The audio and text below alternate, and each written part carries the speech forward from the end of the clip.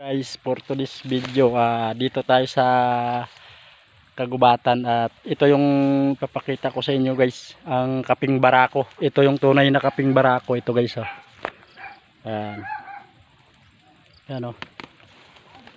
Ganito kami nung dati manguha ng kaping barako. Ayan o. Ganito na yan maghugot. Hugot tawayan sa inyo pag-harvest ng kaping barako. Ayan o. Ayan guys o. Ayan. Ayan o, daming bunga yun o. Siyempre ipapakita pa natin yung iba. Ayun. Ayun o. Yan. Yan ang aming kabuhayan no, nung kami ay mga bata pa. At nangunguha kami niyan. Tapos tresya parte kung tawagin. 5 isa. Ayun pa o. Yan. At ngayon pupunta kami doon sa maisan ng kapatid ko. Kukuha kami dun. Ayan. Galakad tayo papunta sa maisan. Ayan. Dito kami dati nakatira nung mga bata pa kami.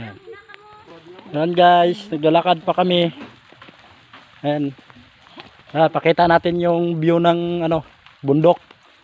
Puro mais at saka palay na mabango ang kanin. Ayun o. Marikit pa sa una dia mo. Yan. Ang dikit pa ng mo lugar dia. Puro mais ha. Yan, makikita nyo yan, mais yan. Kay munok na. Kaya guys, kung maalala nyo tong kawayan na to, ito yung daanan namin nung bata pa kami. Ayan. May kuliglig, yung mga bahay dito guys. Ayan.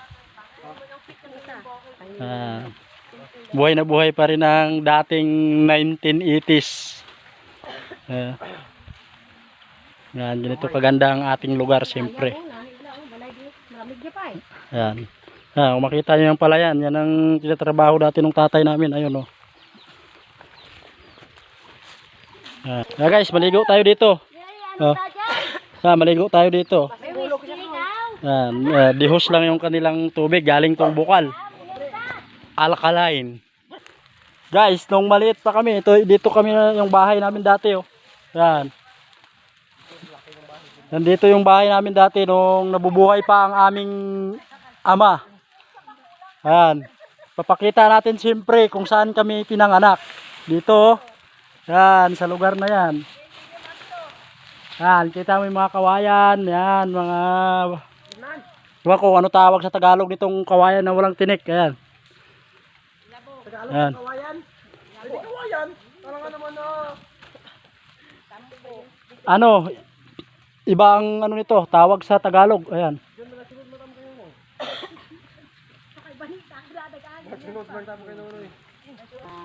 Ayan guys, so kung sa Manila ang luyang dilaw napakamahal. Dito sa amin, nakakalat-kalat lang yan. Ayun oh. Ayan, luyang dilaw yan. Ayan, ganun kayaman ang ating lugar sa mga organic. At wala tayong time, di natin mamukbang ang luyang dilaw. Dito muna tayo sa maisan. Ayan guys, yung lugar namin dito. At siyempre, hindi natin may pagkaila na talagang nakararas tayo ng sobrang paghihirap. Ayun no. Ayan. At siyempre, hindi natin ipagkailayan na talagang mahirap tayo dahil sa lugar pa lang, kitang kita na. Oh. Ayan guys. At 14 years bago natin nabalikan tong lugar na to. Ayan guys, at nakarating na tayo sa maisan. Sa maisan ng bayaw ko, ayun oh. Ayan. At siyempre, harbisin natin yan na lahat. Siyempre, joke lang, kunti lang harbisin natin. At baka ay magagalit. Uumpisahan na natin ang pagtingin ng medyo mura lang dahil patuyo na ito. Ayan guys, oh, magnanakaw ng mais, ayun oh. Ayan. Ayan guys, may mga magnanakaw ng mais oh. Ganito daan ulit. Ayan guys oh. Ayan. Ayan, magnanakaw ng mais yan. Ayan. Ito mura oh. Luakin, kuwatakin na. Oh, tek. Tek oh. Bahala tayo doon magtapas dyan. Tao di ba na pes? Oh. Guys, puntahan natin yung falls dito na nilalaruan namin nung bata pa kami. Ayan o. Napakataas to guys, pupuntahan natin. Dahil namimiss natin tong lugar na to. Pupunta tayo dito, hayaan na muna natin sila mag-harvest ng mais. At ako, pupunta muna ako dito. Dito guys, itong kahoy na to, hanggang ngayon, buhay pa din. Dito ako naninirador ng ibon noon, nung bata pa ako. Ayan. Ayan. Mapapansin nyo guys, may hose dito. Ayan o. Ayan. Dito yan sa bukal. Hanggang dun sa baba. Sa mga kabahayan. So, titingnan natin yung falls. Medyo mataas to guys. Kaya mag-ingat lang tayo dahil umuulan-ulan.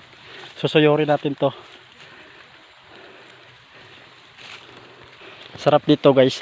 Pupuntahan pa natin tong ibang ano dito pag by time tayo. At hindi na natin alam yung daan dito guys, kung saan na. Hanapin natin. Dahil ayun guys, so napakataas niya no. Yan, hanap tayo ng daan. Ayun guys, nakita natin yung original na daan. Ito. Yan, medyo mag-ingat lang tayo, mataas dito. Yan. Ayan guys. Papakita natin yung magandang falls. Guys, so.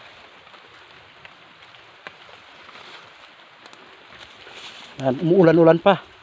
Nakakatami natin dyan. Ayun.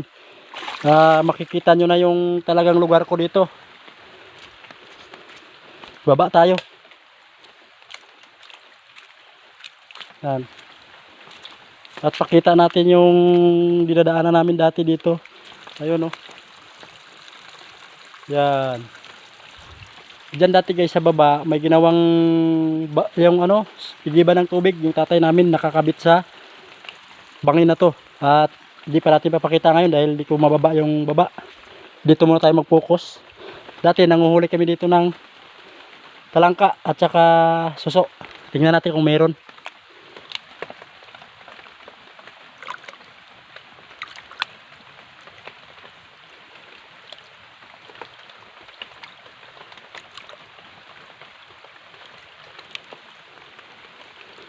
Guys, maraming isda na maliliit. Marami rin labuyo dito guys. At ito ang ano pinupunta namin dati pang mga bata pa kami. Ayan guys, oh. Minsan kinakapa ko lang yan dati dito sa mga gilid-gilid. Tingnan natin kung meron tayong makuha.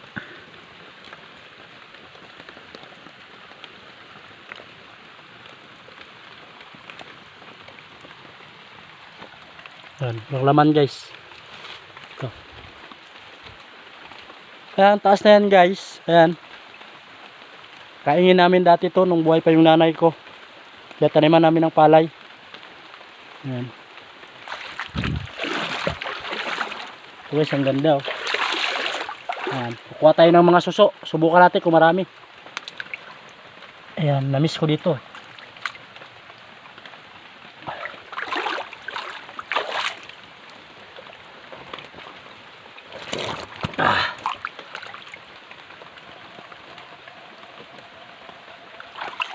Ayan. Mahirap guys, tig-isa lang tayo. Balik muna tayo doon sa mga kasama natin. Nangunguha sila ng mais sa baba. Yeah. Guys, mataas oh. Ayan. Ayan guys, pabalik na tayo doon sa kanila. Ayan. Ayan, may mga mais pa dito sa taas oh. Ayan, mais pa rin ang bayaw ko to.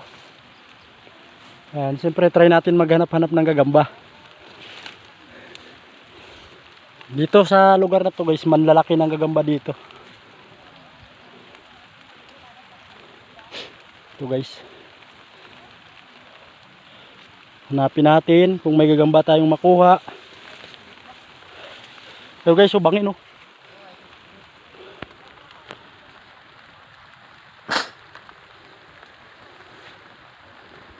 Guys oh, may butas ng bayawak. Ayun oh.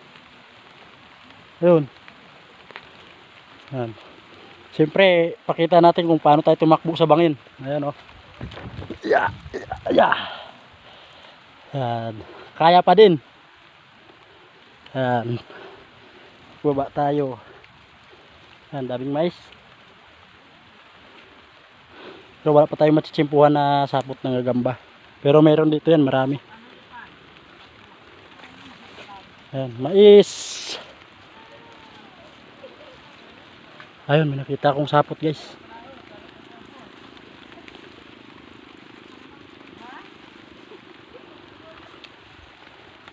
Silong muna tayo dito guys. Ayan guys. Ganito ang buhay sa probinsya. Mahirap man pero masaya. At hindi ko ipagkaila na talagang lahat itong ano na to, naranasan ko dito. Pero syempre, pag umuwi tayo dito, masaya pa din. Kahit na lahat ng hirap dito natin naranasan.